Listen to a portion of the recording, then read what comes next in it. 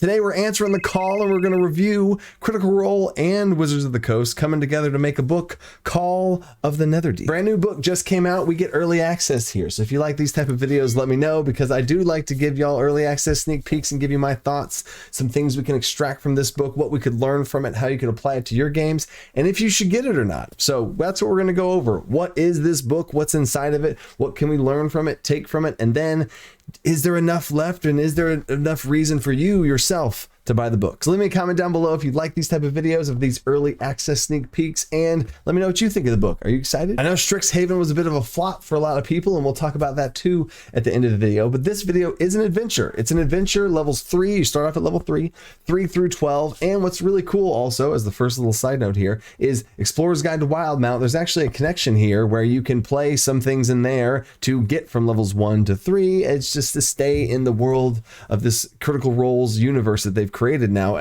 in association with D&D, which I just in general think that that's super cool, that people playing D&D have evolved and turned into now this merger in ways to be able to present this thing. I think that's awesome for them. I think it's awesome for us in general and the future of what we can do. But I'll save all my thoughts for the end. This adventure spans across all of the Critical Roles world, mainly Xorhas and Maquet, I think I'm pronouncing those correctly, and even dives into Netherdeep, which is obviously a part of the book. So as usual with adventure books, there's going to be, of course, be a little bit of magic items and a bunch of creatures in here, especially at the end of the book, but there's a lot of lore here for the Critical Role, and there's a ton of critters out there. I do a lot of videos here on the channel on Critical Role if you want to check those out, but the Critical Role universe is huge, and the fan base is huge, and all that kind of stuff. So there's a lot of lore here for people that are interested in it, and it expands even further. And a lot of the stuff that we have to guess at and guess what's behind Matt's screen, guess what's inside of Matt's head, a lot of that can come out here in this book as well. So it's a great expansion to the lore as well. So now let's go ahead and open up this book, and also there will be no spoilers for this whole thing. I'm not even going to be going over any bits and nuggets about the adventure and stuff.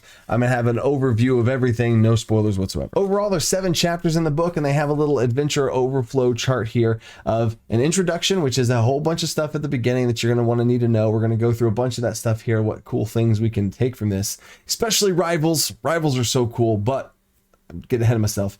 Chapter 1 through 7 are the different chapters of the actual adventure, spanning from level 3 at first, and then chapter 7 goes all the way to level 12. So the vague overview of chapter 1 is characters are playing a festival, they meet some rivals, receive a vision, super cool, love that, and have to find a lost jewel. The 2 things that make me the most excited about this whole thing are the rivals and the vision. I think it's really cool, and again, there's no spoilers here, is they start off with a vision. I love visions in Dungeons and Dragons. I love to be able to give players little hints and clues through visions and have some sort of mechanics going on in my game. Again, I don't even know what the mechanics are here for these visions, but in your games, you can always come up with what makes the most sense for how these visions are functioning. But starting your players off with a vision of what's at cinema and TV shows and movies, they do this a lot where you see what happens and then it says 4 hours earlier or something like that, or 3 days earlier or something, where they can get a vision of maybe the future, maybe the past, who knows?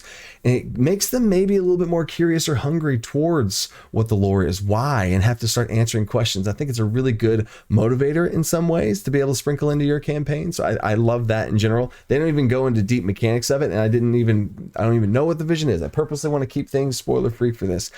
But rivals, my goodness, my favorite thing about this book is the rivals, and it's technically a rival system that they're implementing into this book because it is fully fleshed out. There's full-on information on all these rivals. There's one of them, super awesome character art, and there's the other 4 of these rivals that the party member is going to go against. And one of the cool things from reading through the rival section is there's 5 rivals, but the book heavily recommends, as would I, because I would do the same thing. I was already thinking it, and then reading it, I was like, we're synced up, D&D, okay.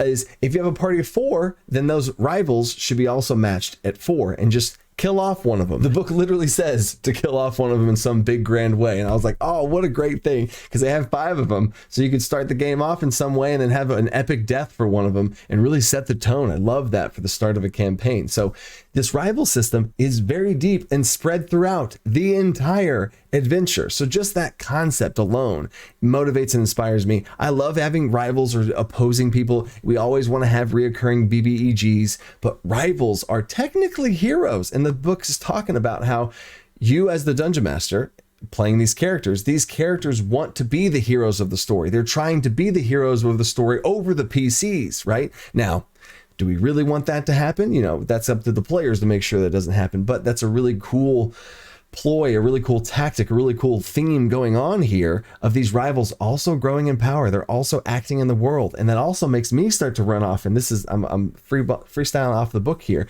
But if my players go and they make a certain choice or they choose a certain path, what do the rivals do? In those moments we have as dungeon masters to reflect on what's going on, what do the rivals do? The players also have to think about the rivals. Well, if we do this, what will the rivals do? I just got chills literally think of it from either perspective. It's awesome to think about. If we go do this, what will they do? How much stronger will they be? All that kind of, how do they interact with them? Do they really go opposed, or do they try and become friends with them? I would love to see all of that play out. I have had little moments of rivals that I've baked into I've dropped into campaigns, and they've always been cool and fun, like an opposing adventuring party, because this is not just like one BBEG that just keeps coming back. These are like they're not even BBEGs. They're other adventurers doing the same. And what are their motives? What are their goals? The book goes over all of that, motives and goals of what they're trying to do, what they want to accomplish. And you can then take that and run with it towards whatever story is unfolding. Now, the next cool thing to take away from this book is a section called Underwater Adventuring.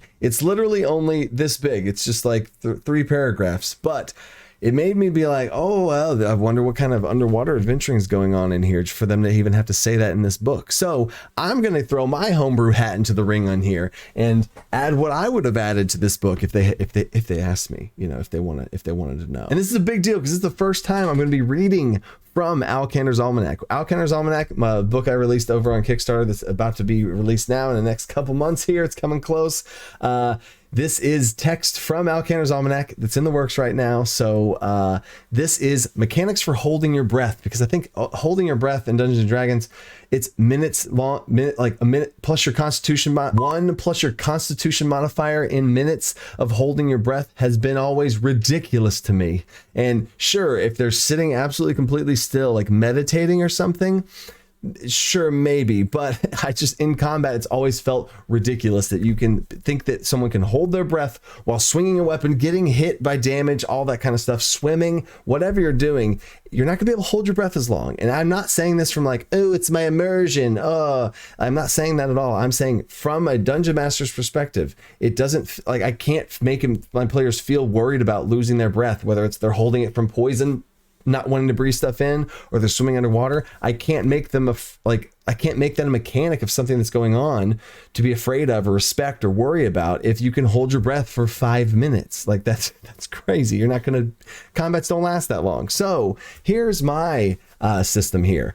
Hold your breath. This is in chapter 1 of Al Kantor's Almanac. While not in combat or other strenuous activities, you can hold your breath for a number of minutes equal to 1 plus your constitution modifier. Sweet, cool. Respect the rules as written. But if you are in combat or other strenuous activities, then you can only hold your breath for a number of rounds equal to 10 plus your constitution modifier. If you run out of these rounds, then you immediately fall unconscious. Now, I also talk about 2 more homebrews in here because the whole spirit of Al Kantor's Almanac is presenting you with a rule and then usually always presenting you with other options and tweaks to be able to best match this rule for your playstyle or what you feel is the most fair. So the 2 things I'm going to throw in here, I don't want to spoil everything away, but this is the hold your breath situation. There's an air tax type of situation where if you take damage, maybe you can have it be over a certain threshold, or just any damage at all, you have to make a constitution save, or you can make it a concentration check, similar to how spellcasting works. And if you fail that check, you lose a round of breath.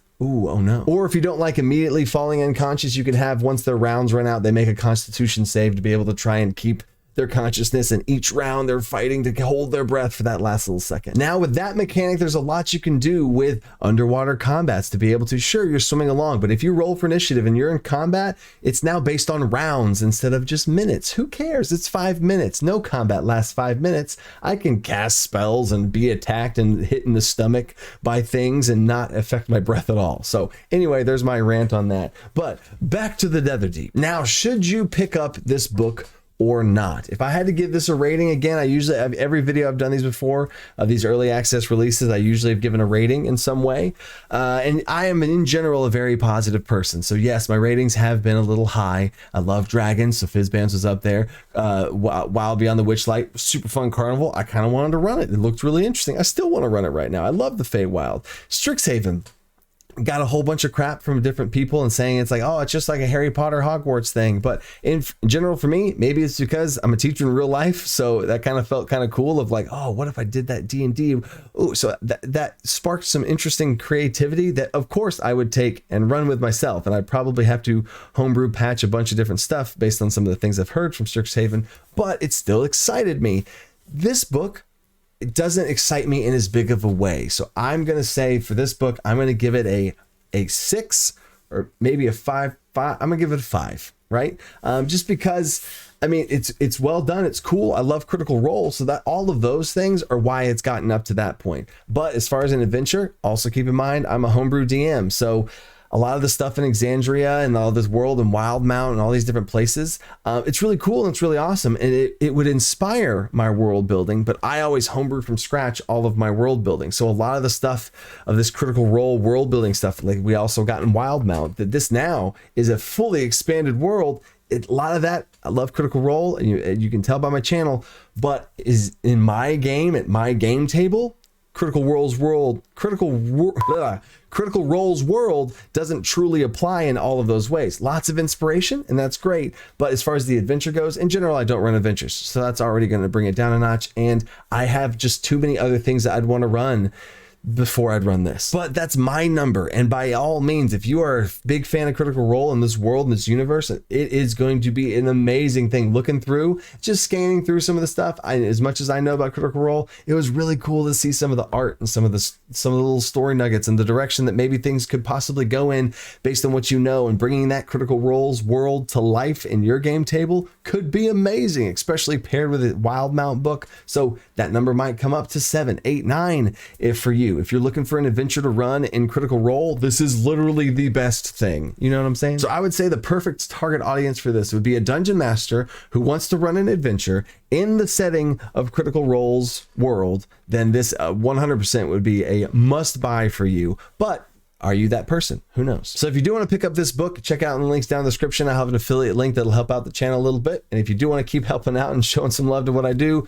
like, subscribe, all that stuff, or support over on Patreon. I have some patrons I want to thank for this. These are my patrons that go the next level above and beyond to support what I do. I truly do appreciate it, especially with some big moves that I have coming up here. Alcanar's Almanac's almost finished. The end of the school year is almost finished, and there's some big moves that are coming on the horizon for this channel and everything else going on. If you've been in tune and in touch with some stuff on Discord, you can see the future of some big things planned. If you want to be a part of that future and support what I do here, I truly do appreciate it. So thank you so much for thinking outside the box.